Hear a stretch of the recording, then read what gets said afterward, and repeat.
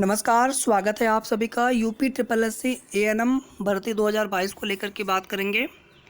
चलिए स्टार्ट करते हैं वीडियो को। यहाँ पर देखिए, सबसे पहले दो जगह जॉब किया है संविदा पर। पहले जॉब 2 साल का एक्सपीरियंस लेटर बनवा लिया है और अब 5000 एएनएम वैकेंसी में 5 मंथ हो गए हैं, तो क्या इसका एक्सपीरियंस लेटर बनवा लें। देखिए, अगर एएनएम का नोटिफिकेशन आप ध्यान से देखे होंगे तो उसमें जो है मंथ के लिए नहीं लिखा गया। उसमें 1 साल का 3 अंक, 2 साल का 6 अंक, 3 साल का 9 अंक और 5 साल तक अधिकतम 15 अंक। 5 साल के ऊपर भी अगर ज़्यादा एक्सपीरियंस है तो भी आपको 15 नंबर से ज़्यादा नहीं मिलेंगे। तो 2 साल के बाद अगर 3 साल कंप्लीट हो, वो भी आपको ये भी देखना है कि 5/1/2022 तक कितना एक्सपीरियंस हुआ है। आप अब इस समय के हिसाब से मत देखिए इसको। गुड मॉर्निंग और बहुत बहुत धन्यवाद है आप सभी का सपोर्ट करने के लिए, और ऑथेंटिक जानकारी आप सभी को हमारी तरफ से मिलती रहे, बस यही कोशिश है। कल हमने कट ऑफ भी बता दिया है आप सभी को। अगर आपने देखा हो वीडियो तो आप ना देखा हो तो जाकर के ज़रूर देख लीजिएगा आप। जनरल के लिए हमने बताया था 45 से लेकर के 50 तक, ओबीसी के लिए 43 से लेकर के 47 तक, ईडब्ल्यूएस के लिए 36 से 42 तक, एससी के लिए 36 से 41 तक, फ्रीडम फाइटर, एक्स सर्विसमैन और एसटी में बताया था हमने कि लगभग सभी का सिलेक्शन हो जाना है। पीएच कैटेगरी के लिए कोई अलग से आरक्षण नहीं है। पीएच वाले कैंडिडेट्स जो उनका दूसरा रिजर्वेशन उनको मिलेगा फ़ायदा, जैसे ईडब्ल्यूएस में होंगे ओबीसी, एससी, एसटी, तो उसी के हिसाब से उनकी जो है मेरिट और कट ऑफ होगी। डीबी देखिए कब तक होगा, तो डीबी आपका बहुत जल्द होगा। हमने आपसे कहा था कि आप केवल 1 से 2 दिन इनका वेट करिए, ज़्यादा आपको वेट नहीं करना है। आज हो गया सैटरडे, हाँ सैटरडे ही, हाँ ठीक है, और कल आपका रहेगा संडे। मंडे को जो है फिर से कोई नोटिस आपको देखने को मिल सकती है। आयोग से कोई जब अपडेट होगी तो मैं आपको तुरंत बताऊंगा, आप बिल्कुल भी उसके लिए परेशान मत होइएगा। लेकिन जब तक कोई आयोग से खबर नहीं मिलती है तो अनुमान से केवल मैं आपको इतना बता सकता हूँ कि डॉक्यूमेंट वेरिफिकेशन की जो प्रक्रिया आपकी है वो बहुत जल्दी स्टार्ट हो सकती है, 10 दिन 12 दिन। हाँ, यहाँ पर देखिए, जो संविदा वाला जो एक्सपीरियंस सर्टिफिकेट है, फ़ोटो नहीं लगता है और सीएमओ ऑफिस से बनता है। ये मैं बार बार आप सभी को कह रहा हूँ कि एएनएम के नोटिफिकेशन में भी दिया गया है कि सीएमओ स्तर से ही निर्गत होना चाहिए आपका अनुभव प्रमाण पत्र। और 5/1/2022 तक जितना आपका अनुभव हुआ हो, 1 साल 2 साल 3 साल, उतने का ही आप बनवाइएगा। आप अभी के हिसाब से मत बनवाना, आपको प्रॉब्लम हो जाएगी। फ़ोटो नहीं लगता है, कुछ कैंडिडेट्स पूछ रहे थे फ़ोटो लगता है क्या, तो फ़ोटो उस पर नहीं लगता है।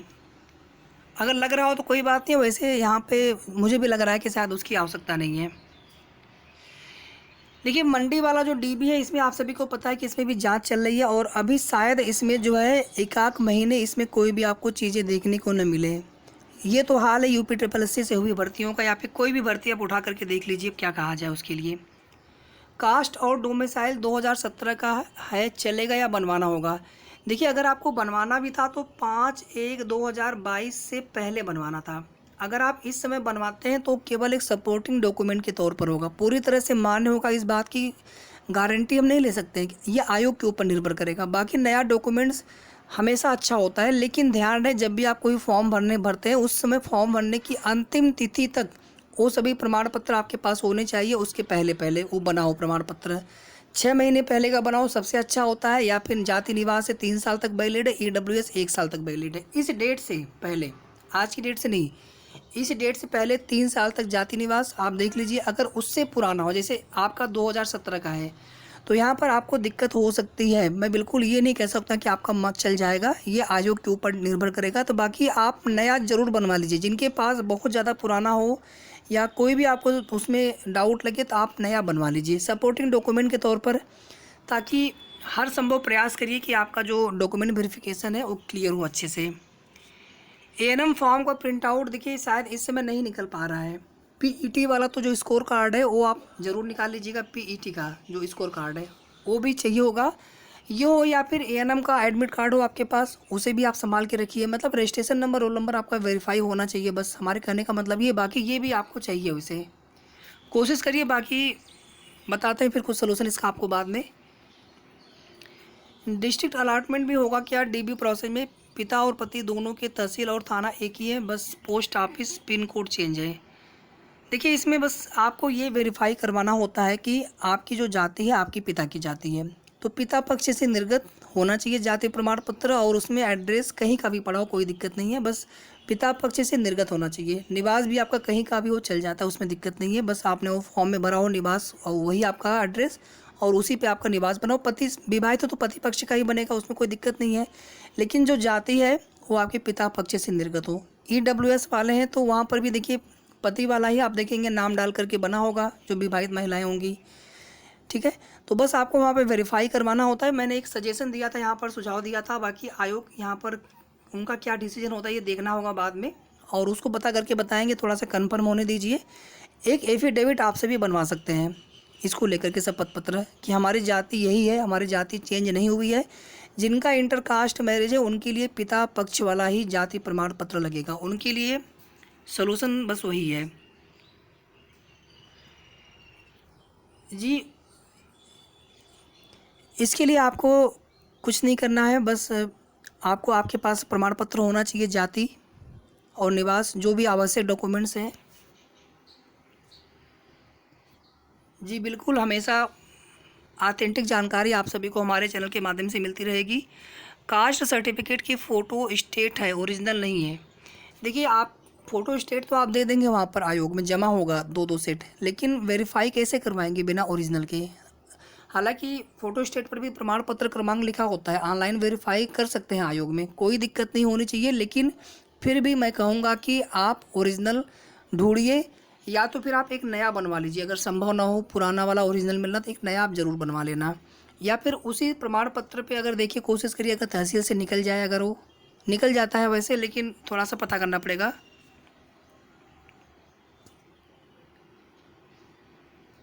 3-4 का नंबर हम लोगों के पास नहीं है, तो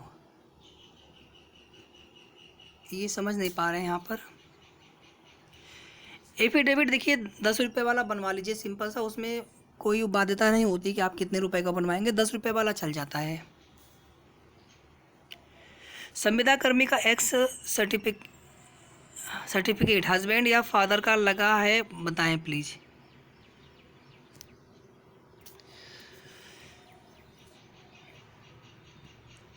देखिए निवास आपका चल जाएगा, मैं तो बार बार कह रहा हूँ कि जो निवास आपका है, ये निवास आपका, चूँकि आपकी शादी हो गई है तो अब आप सब कुछ, आपका जो आधार कार्ड हर जगह एड्रेस आपका वही पड़ा है आपके पति पक्ष का, तो निवास आपका चल जाएगा। इवन जो जाति प्रमाण पत्र उस पर भी जो डिटेल्स आपके पति का नाम वगैरह वो भी चल जाता है, लेकिन बस हमने कहा था ना कि पिता पक्ष से रिपोर्ट लगनी चाहिए, पिता पक्ष से वेरीफाई होना चाहिए।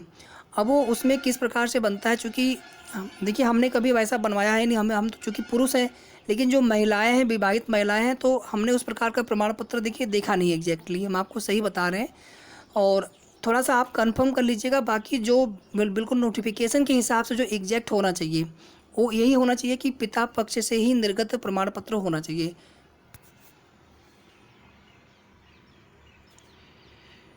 ये कुछ कमेंट आपके समझ में नहीं आ पा रहे हैं। एनओसी देखिए, एनओसी वाला भी कुछ कमेंट आया था, तो एनओसी केवल उनको लगेंगे जो पहले कहीं पर सरकारी या अर्ध सरकारी नौकरियां कर रहे होंगे, सिर्फ उनके लिए एनओसी का प्रावधान है। ये क्या लिखा है समझ में नहीं आ पा रहा है। EWS सामान्य वर्ग के लिए इकोनॉमिकली वीकर सेक्शन का प्रमाण पत्र CMO ऑफिस से बनेगा और उसमें ज्वाइनिंग की डेट लिखी जाएगी, तो ईयर की ज़रूरत नहीं है जी। बिल्कुल।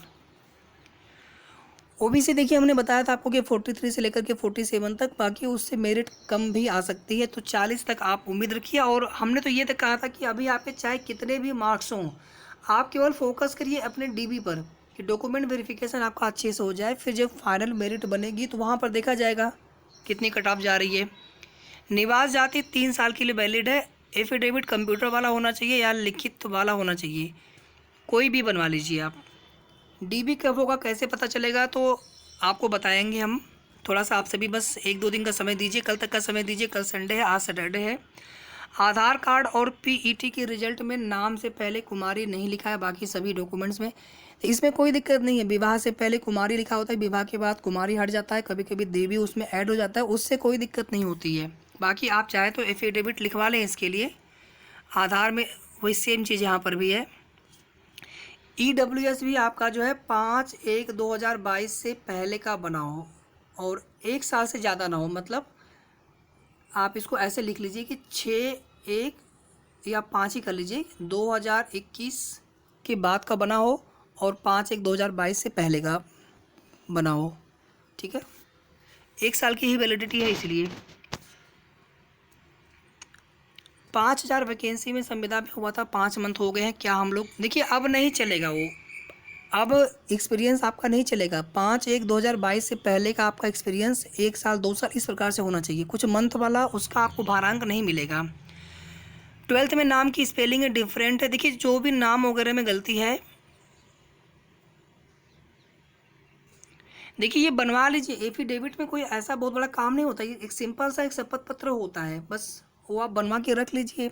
10 रुपये का स्टैम्प पेपर पे 30 40 50 रुपये या 100 रुपये खर्च होंगे आपके, 200 रुपये खर्च होंगे कचहरी में। बाकी वकील लिखने का जितना पैसा ले 100 150 200 रुपये खर्च होंगे। आप बनवा लीजिए उसको, अब बनवा के एक रख लीजिए डॉक्यूमेंट।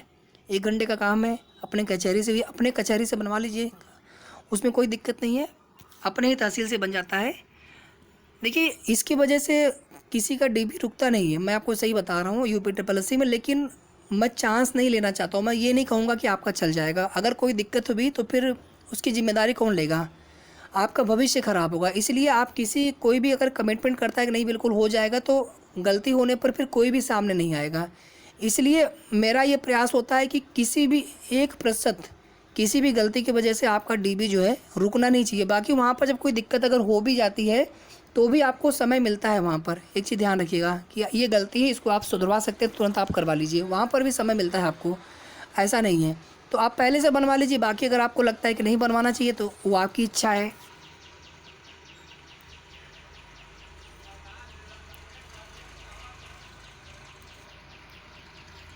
देखिए अगर अदर स्टेट अगर है आपके माता पिता निवासी अदर स्टेट के हैं, आपकी शादी यूपी में हुई है, आपके पति निवासी यूपी के हैं, आपको आरक्षण का लाभ नहीं मिलेगा। आप चाहे कैसे भी डॉक्यूमेंट्स, आप सपोर्टिंग डॉक्यूमेंट्स बनवाने का प्रयास करेंगे। फ़िलहाल में अब तो कोई मतलब नहीं है बनवाने का है।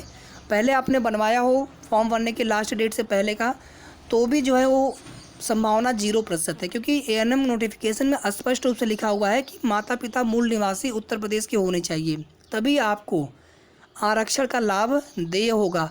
भले ही आपकी शादी MP में हो गई हो, आपका करंट एड्रेस भले ही वहाँ का हो, लेकिन आपके माता पिता का निवासी देखा जाएगा कि कहाँ, अगर उत्तर प्रदेश में है तो। और अगर आपने उत्तर प्रदेश का निवास जाति से बनवा लिया यहीं के एड्रेस पे, तो आपको फिर आरक्षण का लाभ मिल जाना है। तो बस इसके पहले वाले जो वीडियो हमने कल रात को बनाया था डॉक्यूमेंट को लेकर के, उसमें जितने कमेंट्स थे आप सभी के हमने यहाँ पर ले लिए हैं। बाकी इसके पहले वाले वीडियोज में भी बहुत सारे कमेंट्स आपके हैं, तो कमेंट ही हम आज लेंगे जितना भी हो सकता है, ताकि आपको अधिक से अधिक यहाँ पर समाधान प्राप्त हो सके। लेकिन सभी वीडियोज आप देखिए, पूरा देखिए, और वीडियो को आप लोग लाइक करके ज़्यादा से ज़्यादा शेयर भी करते रहिए। और अगर अभी तक आपने चैनल को सब्सक्राइब ना किया हो तो सब्सक्राइब तो आप सबसे पहले कर लेना। सही और ऑथेंटिक न्यूज़ आप सभी को हमारे चैनल के माध्यम से पहले भी दी गई है और आगे भी आपको मिलती रहेगी। आपके डॉक्यूमेंट वेरिफिकेशन तक सबसे ज़्यादा इंपॉर्टेंट तो वहीं तक है, उसके बाद तो केवल फिर फाइनल मेरिट बननी है, उसमें तो फिर कुछ आगे करना आपको नहीं है। तो बिल्कुल आप सभी जितना हो सकता है अपने स्तर से पूरी कोशिश करिए कि डॉक्यूमेंट वेरिफिकेशन आपका अच्छे से हो जाए। बहुत बड़ा कोई कार्य नहीं होता है, बस आपको थोड़ा सा चीज़ों की जानकारी सही होनी चाहिए। तो जल्द मिलते हैं नेक्स्ट वीडियो में। धन्यवाद।